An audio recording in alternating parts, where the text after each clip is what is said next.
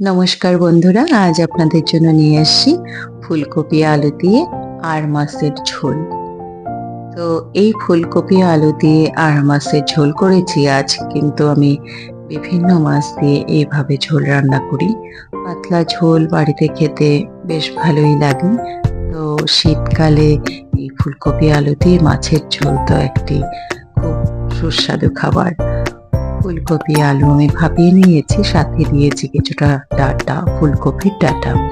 আমার বড় ছেলে আর আমি খুব ভালোবাসি এই ফুলকপির ডাঁটা খেতে। আর মাছ আমরা 4 পিস নিয়েছি, কারণ আমরা 4 জন লোক। লবণ হলুদ মেখে রেডি করে নিয়েছি।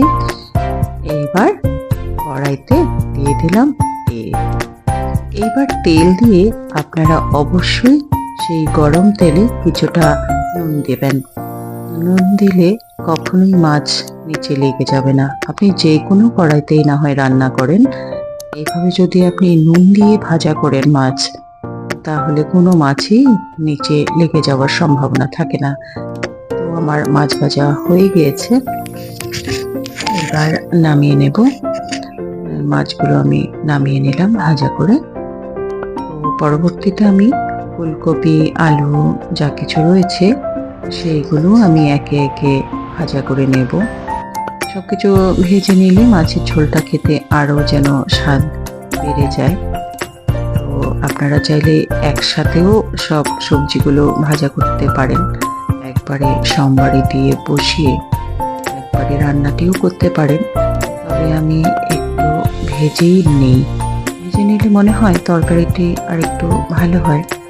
এবার আলুও ভেজে নিয়েছি। মাছের ঝোলে অবশ্যই অনেকে লম্বা লম্বা করে মাছের আলু দেয়, তো সেটা তো অবশ্যই নিজের ব্যাপার। আপনারা যেমন করে চান সেমন করেই আলু দিতে পারেন। আমি এভাবেই দিয়েছি, একটু ডোমো ডোমো করে কেটে। তো এইবার আপনারা চাইলে লম্বা লম্বা করেই আলু কেটে দিতে পারেন, কোনো সমস্যা নেই তাতে। না হলে অনেকে বলবেন এভাবে কেটেছি, কিন্তু এবার সেটা সমস্তটাই নিজস্ব আর কি ব্যাপার। আলু ভাজা আমার হয়ে গিয়েছে। এবার ফুলকপি আর ডাঁটা একসাথেও ভেজে নেব। ফুলকপি আর ডাঁটা ভাজতে একটু সময় লাগে। তো আমার ভাজা হয়ে গিয়েছে, এইবারে আমি নামিয়ে নেব। সমস্তটা আমি ভেজে সুন্দর করে নামিয়ে নিলাম।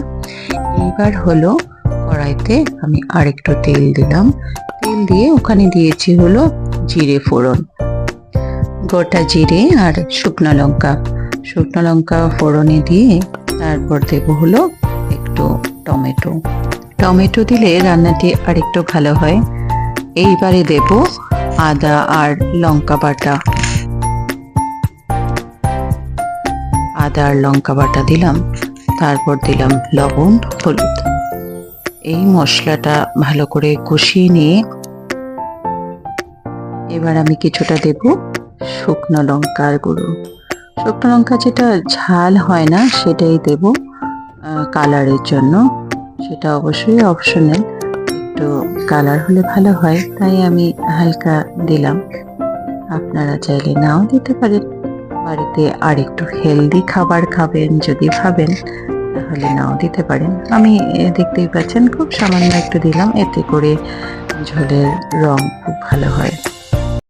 এইবারে আমি দিয়ে দিলাম সমস্ত সবজিগুলো দিয়ে আর 1-2 মিনিট রান্না করলেই আমাদের সবজি কষানো হয়ে যাবে। তো সবজি কষানো হয়ে গেছে, এবার দিয়ে দিলাম জল। জলটা চাইলে গরম জলও দিতে পারেন। আমি আর আজ গরম জল করিনি, ঠান্ডা জলই দিলাম। আপনারা চাইলে গরম জলই দেওয়ার চেষ্টা করবেন। এইবারে ঝোলটা ফুটে আসা পর্যন্ত আমরা একটু অপেক্ষা করব।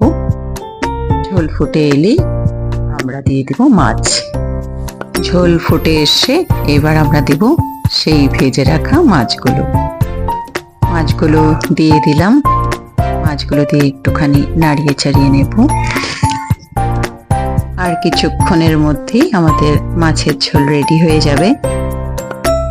সবজিও সিদ্ধ হয়ে এসছে। এখন দেব ভাজা জিরের গুঁড়ো। এই ভাজা জিরের গুঁড়োটা দিয়ে বেশিক্ষণ রান্না না করাই ভালো।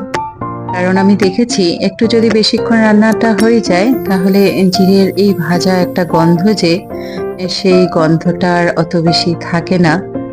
তাই আমরা বেশিক্ষণ রান্না করব না। অল্প ১ মিনিট রান্না করেই আমরা নামিয়ে নেব। মাছের ঝোল আমার কমপ্লিট। রান্না কমপ্লিট বলেও আমি আমার পছন্দের একটি জিনিস না দিলে ঠিক ভালো লাগে না। তো শীতকালে প্রায়ই আমি ব্যবহার করে থাকি ধনেপাতা। ধনেপাতা আমার খুব পছন্দের একটি জিনিস। ধনেপাতা দিয়ে আমি রান্নাটি পুরোপুরি কমপ্লিট করে নিলাম। আপনাদের ভালো লাগলে অবশ্যই ট্রাই করে দেখবেন। Tata, bye bye.